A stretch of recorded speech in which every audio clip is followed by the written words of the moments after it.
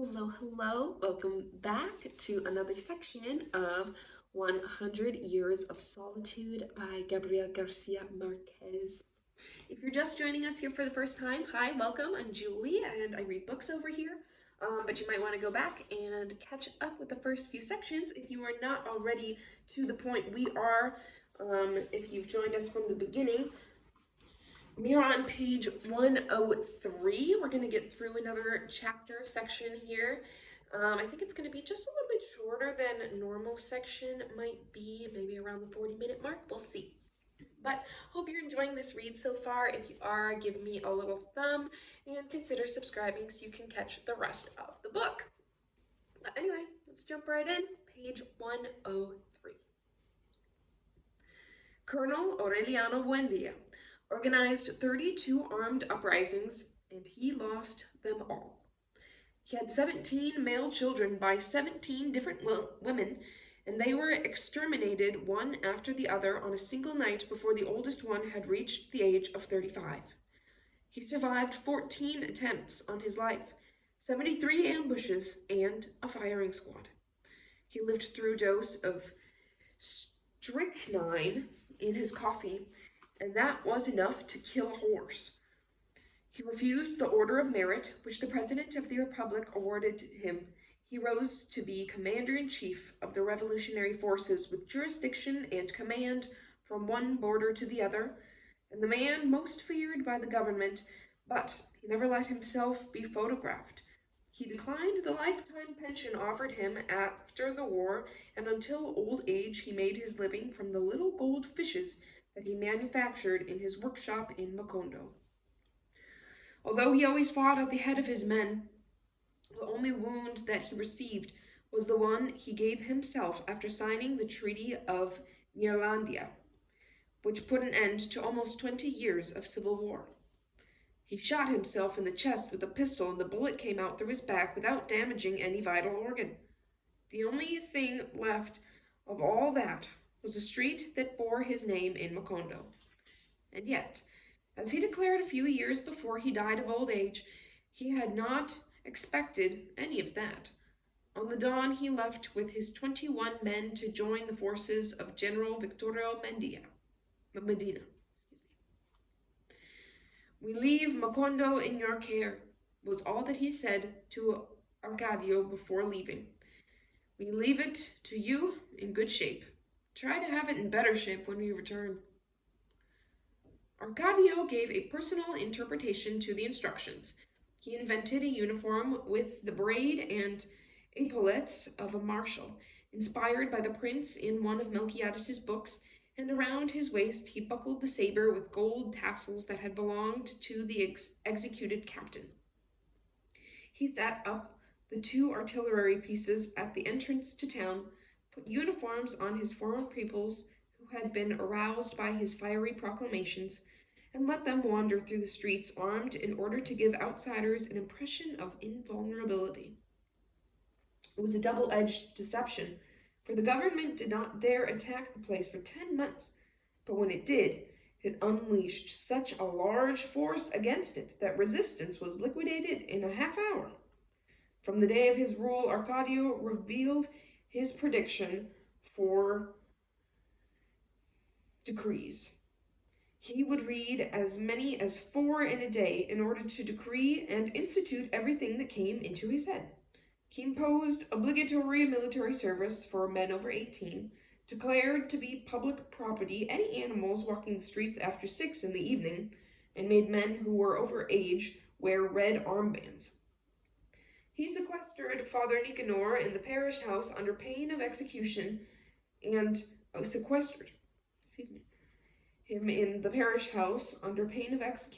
prohibited him from saying mass or ringing the bells unless it was for a liberal victory. In order that no one would doubt the severity of his aims, he ordered a firing squad organized in the square and had it shoot at a scarecrow. At first, no one took him seriously. They were, after all, school children playing at being grown-ups. But one night, when Arcadio went into Caterino's store, the trumpeter in the group greeted him with a fanfare that made the customers laugh and Arcadio had shot him for disrespect for the authorities. People who protested were put on bread and water with their ankles in a set of stocks that he had set up in a schoolroom. "You murderer!" Ursula would shout at him every time she learned of some new arbitrary act. "When Aureliano finds out, he's going to shoot you, and I'll be the first one to be glad." But it was of no use. Arcadio continued tightening the tourniquet with unnecessary rigor until he became the cruelest ruler that Macondo had ever known. "Now let them suffer the difference," Don Apolinar Moscote said on one occasion. "This is the liberal paradise." Arcadio found out about it. At the head of a patrol, he assaulted the house, destroyed the furniture, flogged the daughters, and dragged out Don Apolinar Moscote. When Ursula burst into the courtyard of headquarters after having gone through the town shouting shame and brandishing with rage a pitch-covered whip, Arcadio himself was preparing to give the squad the command to fire. "I dare you to, bastard!" Ursula shouted. Before Arcadio had time to react, she let go with the first blow of the lash. "I dare you to, murderer!" she shouted. "And kill me too, son of an evil mother! That way I won't have the eyes to weep for the shame of having raised a monster." Whipping him without mercy, she chased him to the back of the courtyard, where Arcadio curled up like a snail in its shell. Don Apolinar Moscote was unconscious, tied to the post where previously they had had the scarecrow that had been cut to pieces by shots fired in fun. The boys in the squad scattered, fearful that Ursula would go after them too. But she did not even look at them. She left Arcadio with his uniform torn, roaring with pain and rage, and she untied Don Apolinar Moscote and took him home. Before leaving the headquarters, she released the prisoners from the stocks.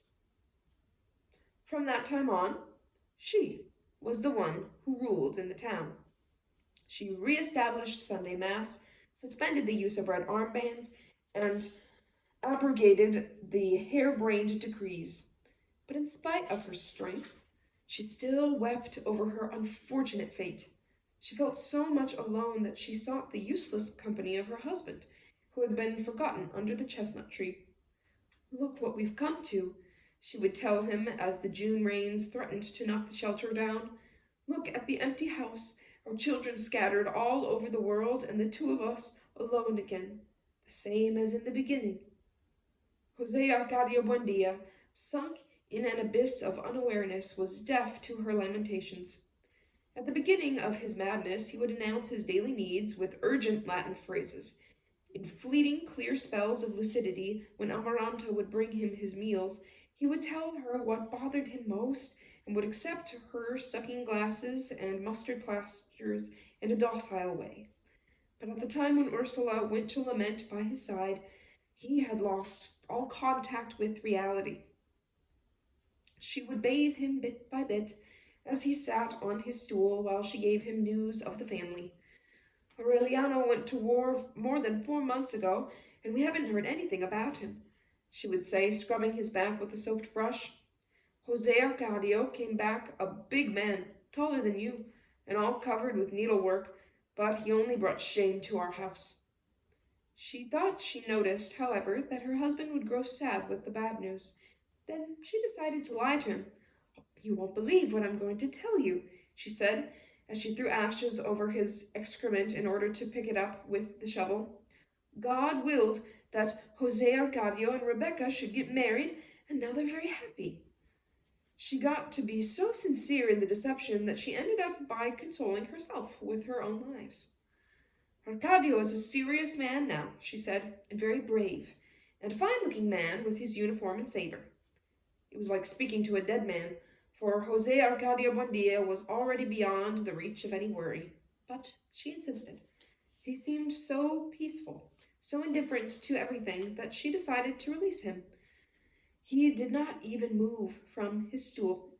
He stayed there, exposed to the sun and to the rain, as if the thongs were unnecessary, for a dominion superior to any visible bond kept him tied to the trunk of the chestnut tree.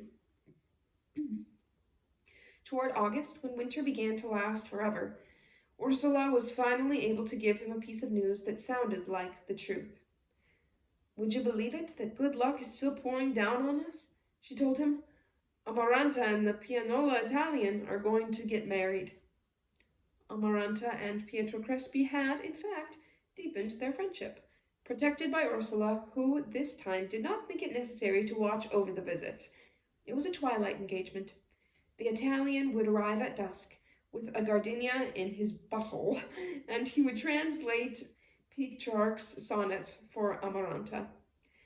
They would sit on the porch, suffocated by the oregano and the roses, he reading and she sewing lace cuffs, indifferent to the shocks and bad news of the war, until the mosquitoes made them take refuge in the parlor. Amaranta's sensibility, her discreet but enveloping tenderness, had been weaving an invisible web about her fiancé, which he had to push aside materially with his pale and ringless fingers in order to leave the house at 8 o'clock. They had put together a delightful album with the postcards that Pietro Crespi received from Italy. They were pictures of lovers in lonely parks, with vignettes of hearts pierced with arrows and golden ribbons held by doves. "I've been to this park in Florence," Pietro Crespi would say, going through the cards.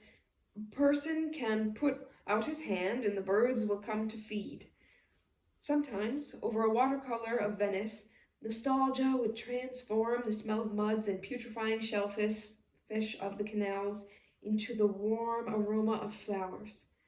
Amaranta would sigh, laugh, and dream of a second homeland of handsome men and beautiful women who spoke a childlike language, with ancient cities of whose past grandeur only the cats among the rubble remained.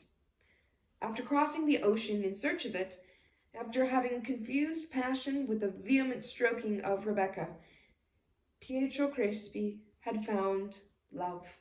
Happiness was accompanied by prosperity.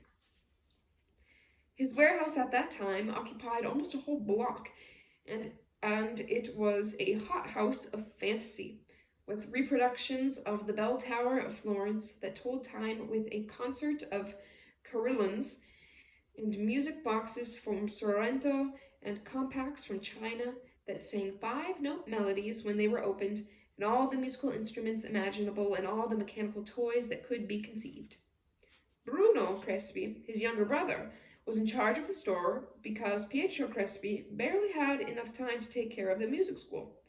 Thanks to him, the Street of the Turks, with its dazzling display of knickknacks, became a melodic oasis where one could forget Arcadio's arbitrary acts and the distant nightmare of the war.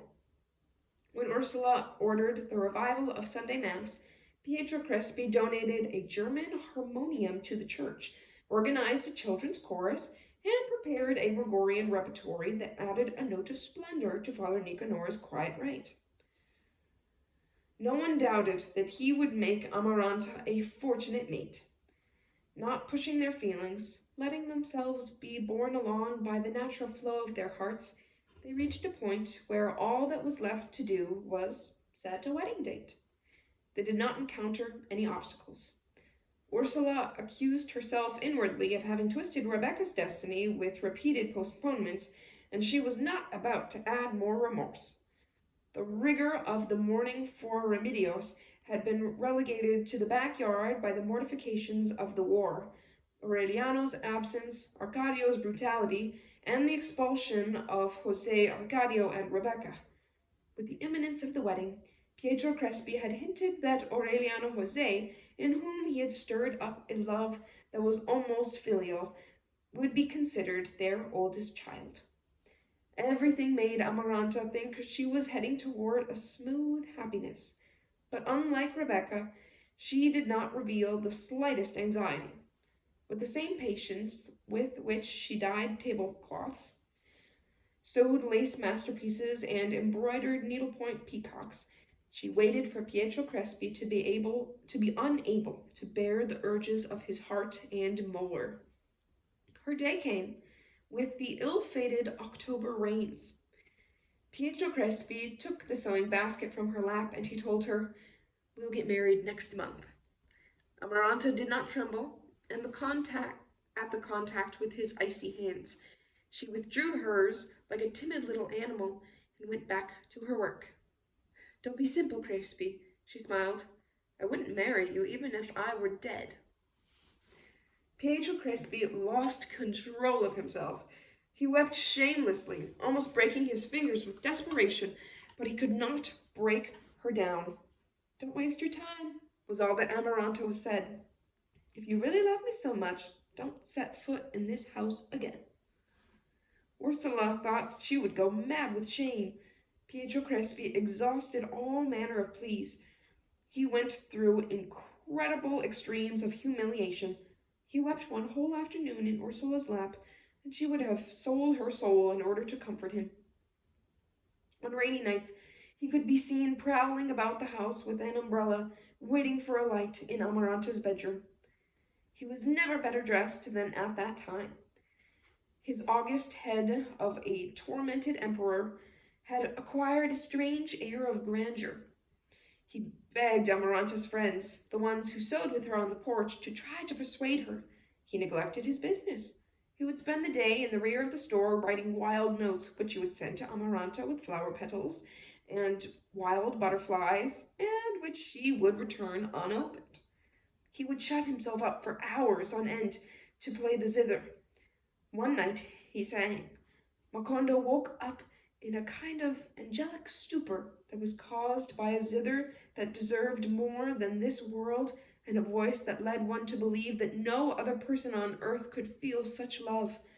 Pietro Crespi then saw the lights go on in every window in town, except that of Amaranta.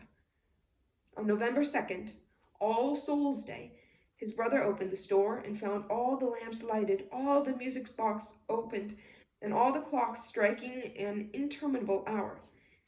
And in the midst of that mad concert, he found Pietro Crespi at the desk in the rear with his wrists cut by a razor and his hands thrust into a basin of benzoin.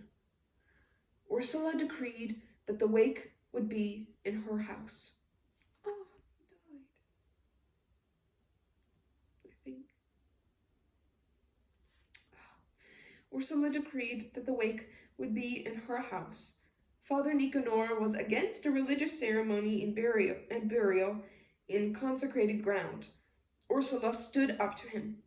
"In a way that neither you nor I can understand, that man was a saint," she said. "So I am going to bury him, against your wishes, beside Melchiades's grave." She did it with the support of the whole town and with a magnificent funeral. Amaranta did not leave her bedroom. From her bed she heard Ursula's weeping, the steps and whispers of the multitude that invaded the house, the wailing of the mourners, and then a deep silence that smelled of trampled flowers. For a long time she kept on smelling Pietro Crespi's lavender breath at dusk, but she had the strength not to succumb to delirium. Ursula abandoned her. She did not even raise her eyes to pity her on the afternoon when Amaranta went into the kitchen and put her hand into the coals of the stove until it hurt her so much that she felt no more pain, but instead smelled the pestilence of her own singed flesh. It was a stupid cure for her remorse. For several days she went about the house with her hand in a pot of egg whites, and when the burns healed, it appeared as if the whites had also scarred over the sores on her heart. The only external trace that the tragedy left was the bandage of black gauze that she put on her burned hand and that she wore until her death. Arcadio gave a rare display of generosity by decreeing official mourning for Pietro Crespi. Ursula interpreted it as the return of the strayed lamb, but she was mistaken. She had lost Arcadio, not when he had put on his military uniform, but from the beginning. She thought she had raised him as a son, as she had raised Rebecca, with no privileges or discrimination. Nevertheless, Arcadio was a solitary and frightened child during the insomnia plague, in the midst of Ursula's utilitarian fervor. during the delirium of Jose Arcadio Buendia, the hermetism of Aureliano, and the mortal rivalry between Amaranta and Rebecca. Aureliano had taught him to read and write, thinking about other things as he would have done with a stranger. He gave him his clothing so that Visitacion could take it when it was ready to be thrown away. Arcadio suffered from shoes that were too large, from his patched pants, from his female buttocks, but he never succeeded in communicating with anyone better than he did with Visitacion and Cattore in their language. Melquiades was the only one who really was concerned with him, as he made him listen to his incomprehensible texts and gave him lessons in the art of daguerreotype. No one imagined how much he wept in secret, and the desperation with which he tried to revive Melquiades with the useless study of his papers. The school, where they paid attention to him and respected him, and then power, with his endless decrees and his glorious uniform, freed him from the weight of an old bitterness. One night in Caterino's store, someone dared tell him, "You don't deserve the last name you carry." Contrary to what everyone expected, Arcadio did not have him shot. "To my great honor," he said, "I am not a Buendia." Those who knew the secret of his parentage thought that the answer meant that he too was aware of it, but he had really never been. Pilar Ternera, his mother, who had made his blood boil in the darkroom, was as much an irresistible obsession for him as she had been first for Jose Arcadio and then for Aureliano. In spite of her having lost her charms and the splendor of her laugh, he sought her out and found her by the trail of her smell of smoke. A short time before the war, one noon, when she was later than usual in coming for her younger son at school, Arcadio was waiting for her in the room where he was accustomed to take his siesta, and where he later set up the stocks. While the child played in the courtyard, he waited in his hammock, trembling with anxiety, knowing that Pilar Ternera would have to pass through there. She arrived. Arcadio grabbed her by the wrist and tried to pull her into the hammock. I can't, Pilar Ternera said in horror. "You can't imagine how much I would like to make you happy, but as God is my witness, I can't." Arcadio took her by the waist with his tremendous hereditary strength, and he felt the world disappear at the contact of her skin. "Don't play the saint," he said. "After all, everybody knows that you're a whore." The children... Pilar overcame the disgust that her miserable fate inspired in her. "The children will find out," she murmured. "It will be better if you leave the bar off the door tonight." Arcadio waited for her that night, trembling with fever in his hammock. He waited without sleeping, listening to the aroused crickets in the endless hours of early morning and the implacable telling of time by the curlews, more and more convinced that he had been deceived. Suddenly, when anxiety had broken down into rage, the door opened. A few months later, facing the firing squad, Arcadio would relive the wandering steps in the classroom, the stumbling against benches, and finally the bulk of a body in the shadows of the room, and the breathing of air that was pumped by a heart that was not his. He stretched out his hand and found another hand with 2 rings on the same finger, about to go astray in the darkness. He felt the structure of the veins, the pulse of its misfortune, and felt the damp palm with a lifeline cut off at the base of the thumb by the claws of death. Then he realized that this was not the woman he was waiting for, because she did not smell of smoke, but of flower lotion, and she had inflated blind breasts with nipples like a man's, of sex as stony and round as a nut, and the chaotic tenderness of excited inexperience. She was a virgin, and she had the unlikely name of Santa Sofia de la Piedad. Pilar Ternera had paid her 50 pesos, half of her life savings, to do what she was doing. Arcadio had seen her many times working in her parents' small food store, but he had never taken a good look at her because she had that rare virtue of never existing completely except at the opportune moment. But from that day on, he huddled like a cat in the warmth of her armpit. She would go to school at siesta time with the consent of her parents, to whom Pilar Ternera had paid the other half of her savings. Later on, when the government troops dislodged them from the place where they had made love, they did it among the cans of lard and sacks of corn in the back of the store. About the time that Arcadio was named civil and military leader, they had a daughter. The only relatives who knew about it were Jose Arcadio and Rebecca, with whom Arcadio maintained close relations at that time, based not so much on kinship as on complicity. Jose Arcadio had put his neck into the marital yoke. Rebecca's firm character, the veracity of her stomach, her tenacious ambition absorbed the tremendous energy of her husband, who had been changed from a lazy, woman-chasing man into an enormous work animal. They kept a clean and neat house. Rebecca would open it wide at dawn, and the wind from the graveyard would come in through the windows and go out through the doors to the yard and leave the whitewashed walls and furniture tanned by the saltpeter of the dead. Her hunger for earth, the cluck-cluck of her parents' bones, the impatience of her blood as it faced Pietro Crespi's passivity, were relegated to the attic of her memory. All day long she would embroider beside the window, withdrawn from the uneasiness of the war, until the ceramic pots would begin to vibrate in the cupboard, and she would get up to warm the meal much before the appearance, first of the mangy hounds, and then of the colossus in leggings and spurs with a double-barreled shotgun, who sometimes carried a deer on his shoulder, and almost always a string of rabbits or wild ducks. One afternoon, at the beginning of his rule, Arcadio paid them a surprise visit. They had not seen him since they had left the house, but he seemed so friendly and familiar that they invited him to share the stew. Only when they were having coffee did Arcadio reveal the motive behind his visit. He had received a complaint against Jose Arcadio.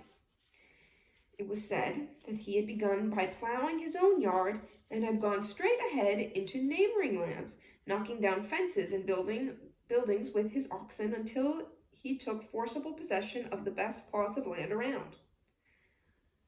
On the peasants whom he had not despoiled because he was not interested in their lands, he levied a contribution which he collected every Saturday with his hunting dogs and his double-barreled shotgun. He did not deny it. He based his right on the fact that the usurped lands had been distributed by Jose Arcadio Buendia at the time of the founding, and he thought it possible to prove that his father had been crazy ever since that time, for he had disposed of a patrimony that really belonged to the family. It was an unnecessary allegation because Arcadio had not come to do justice. He simply offered to set up a registry office so that Jose Arcadio could legalize his title to the usurped land, under the condition that he delegate to the local government the right to collect the contributions. They made an agreement. Years later, when Colonel Aureliano Buendia examined the titles to property, he found registered in his brother's name all of the land between the hill where his yard was on up to the horizon, including the cemetery, and discovered that during the 11 months of his rule, Arcadio had collected not only the money of the contributions, but had also collected fees from people for the right to bury their dead in Jose Arcadio's land. It took Ursula several months to find out what was already public knowledge, because people hid it from her so as not to increase her suffering. At first, she suspected it. Arcadio is building a house, she confided with feigned pride to her husband as she tried to put a spoonful of calabash syrup into his mouth. Nevertheless, she involuntarily sighed and said, "I don't know why, but all this has a bad smell to me." Later on, when she found out that Arcadio had not only built a house, but had ordered some Viennese furniture, She confirmed her suspicion that he was using public funds. "You're the shame of our family name," she shouted at him one Sunday after Mass when she saw him in his new house playing cards with his officers. Arcadio paid no attention to her. Only then did Ursula know that he had a 6-month daughter and that Santa Sofia de la Piedad, with whom he was living outside of marriage, was pregnant again. She decided to write to Colonel Aureliano Buendia, wherever he was, to bring him up to date on the situation. But the fast-moving events of those days not only prevented her plans from being carried out, they made her regret having conceived them. The war, which until then had been only a word to designate a vague and remote circumstance, became a concrete and dramatic reality. Around the end of February, an old woman with an ashen look arrived in Macondo, riding a donkey loaded down with brooms. She seemed so inoffensive that the sentries let her pass without any questions as another vendor, one of the many who often arrived from the towns in the swamp. She went directly to the barracks. Arcadio received her in the place where the classroom used to be, and which at the time had been transformed into a kind of rear-guard encampment with rolled hammocks hanging on hooks and mats piled up in the corners, and rifles and carbines and even hunting shotguns scattered on the floor. The old woman stiffened into a military salute before identifying herself. "I am Colonel Gregorio Stevenson." He brought bad news. The last centers of liberal resistance, according to what he said, were being wiped out. Colonel Aureliano Buendia, whom he had left fighting in retreat near Riohacha, had given him a message for Arcadio. He should surrender the town without resistance on the condition that the lives and property of liberals would be respected. Arcadio examined that strange messenger who could have been a fugitive grandmother with a look of pity. "You have brought something in writing, naturally," he said. "Naturally," the emissary answered. "I have brought nothing of the sort. It is easy to understand that under the present circumstances a person can't carry anything that would compromise him." As he was speaking, he reached into his bodice and took out a small gold fish. "I think that this will be sufficient," he said. Arcadio could see that indeed it was one of the little fishes made by Colonel Aureliano Buendia, but anyone could have bought it before the war or stolen it, and it had no merit as a safe conduct pass. The messenger even went to the extreme of violating a military secret so that they would believe his identity. He revealed that he was on a mission to Curaçao, where he hoped to recruit exiles from all over the Caribbean and acquire arms and supplies sufficient to attempt a landing at the end of the year. With faith in that plan, Colonel Aureliano Buendia was not in favor of any useless sacrifices at that time, but Arcadio was inflexible. He had the prisoner put into the stocks until he could prove his identity, and he resolved to defend the town to the death. He did not have long to wait. The news of the liberal defeat was more and more concrete. Toward the end of March, before a dawn of premature rain, the tense calm of the previous weeks was abruptly broken by the desperate sounds of a cornet and a cannon shot that knocked down the steeple of the church. Actually, Arcadio's decision to resist was madness.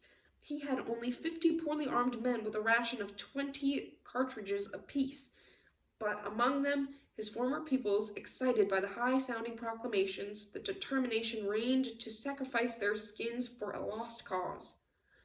In the midst of the tramping of boots, contradictory commands, cannon shots that made the earth tremble, wild shooting, and the senseless sound of cornets, the supposed Colonel Stevenson managed to speak to Arcadio.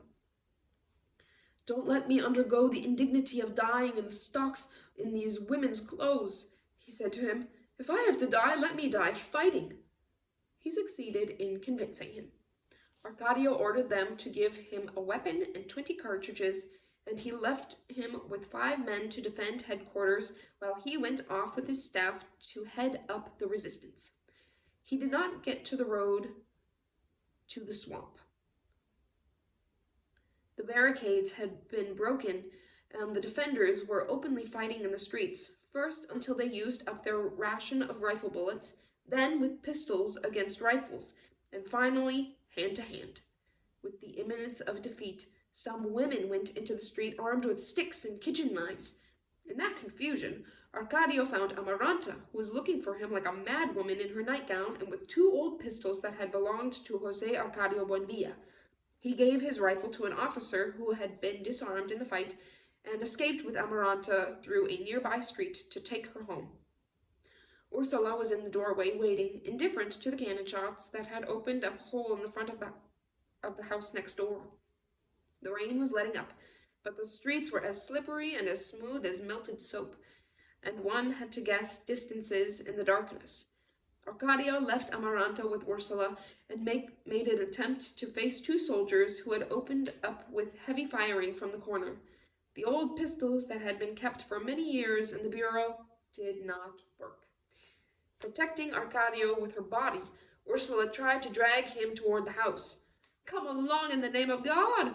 she shouted at him. "There's been enough madness." The soldiers aimed at them.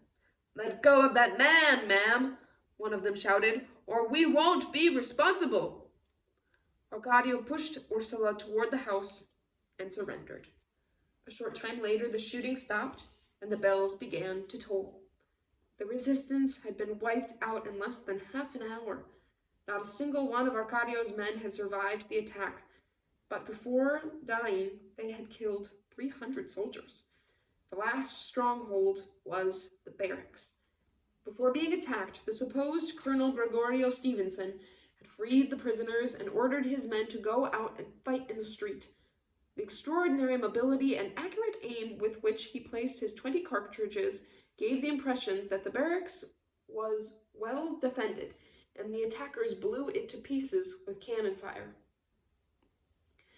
The captain who directed the operation was startled to find the rebel deserted and a single dead man in his undershorts with an empty rifle still clutched in an arm that had been blown completely off. He had a woman's full head of hair held at the neck with a comb, and on his neck, a chain with a small goldfish. When he turned him over with the tip of his boot and put the light on his face, the captain was perplexed. "Jesus Christ!" he exclaimed. Other officers came over. "Look where this fellow turned up," the captain said. "It's Gregorio Stevenson." At dawn, after a summary court-martial, Arcadio was shot against the wall of the cemetery.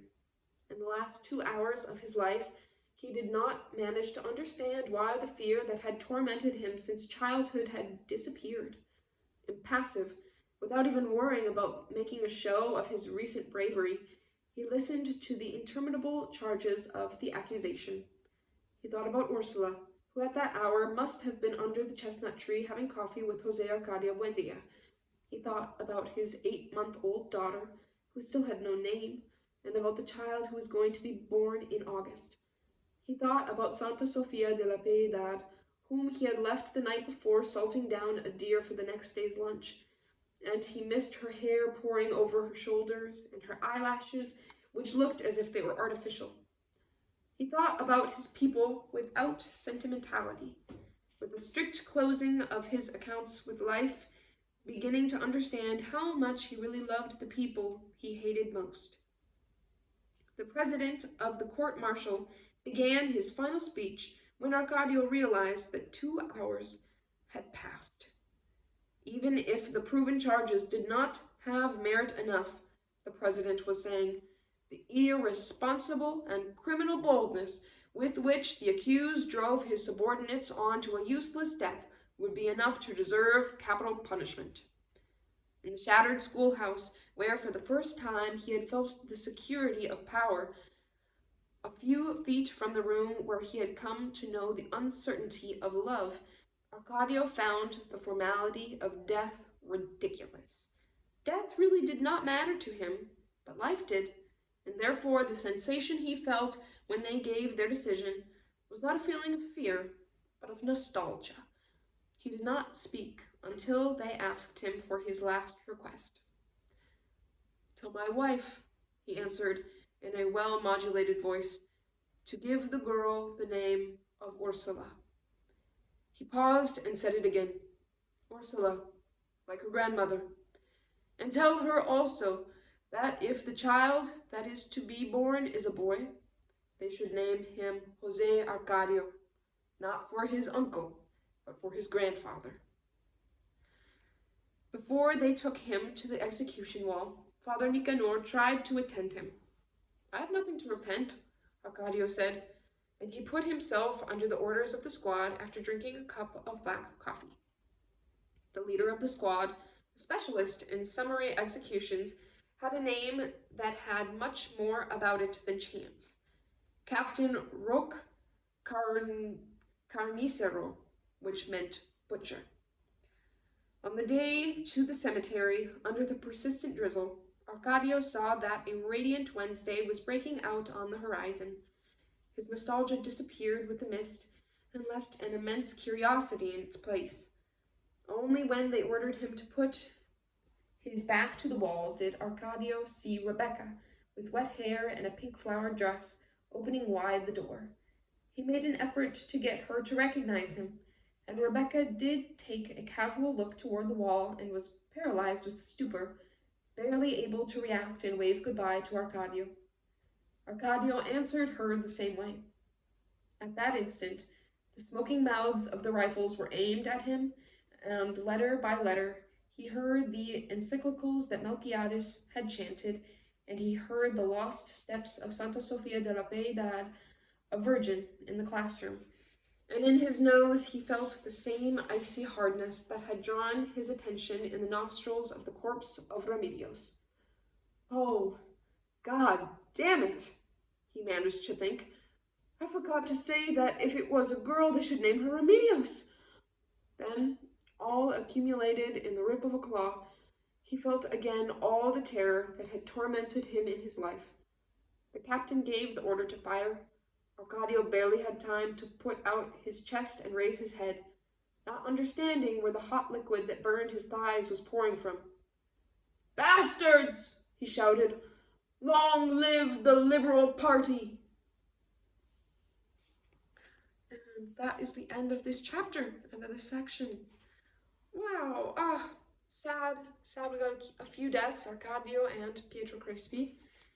I am gonna take a little bit of time, since this is a shorter section, just at the end here, to look over our chart of people, of characters, and how they are connected. I'm just gonna read through it so that we are clear on who is related and such.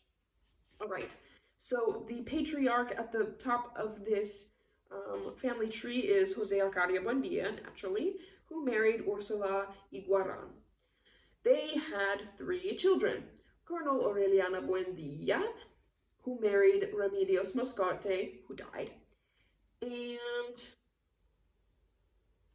they also had Jose Arcadio, who married Rebecca, and they also had Amaranta. Okay. Colonel Aureliana Buendia and Remedios parented Aureliano Jose. Actually, no.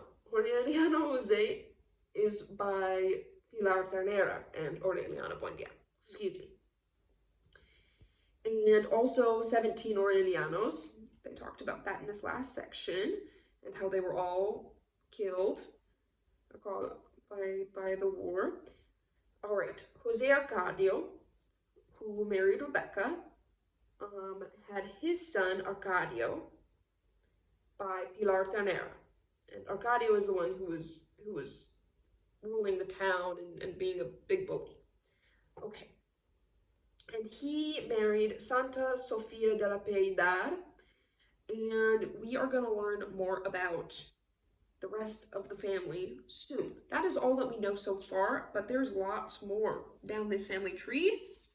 If you've got this copy, you will see I might review it in the beginning of our next section as well, just so that we're all caught up on who's who do we got here. But anyway, hope that you are enjoying this one. We finished on page 120. We'll pick up on 121 next time, and I will catch you then. Have a good week. I'll see you next time. Bye.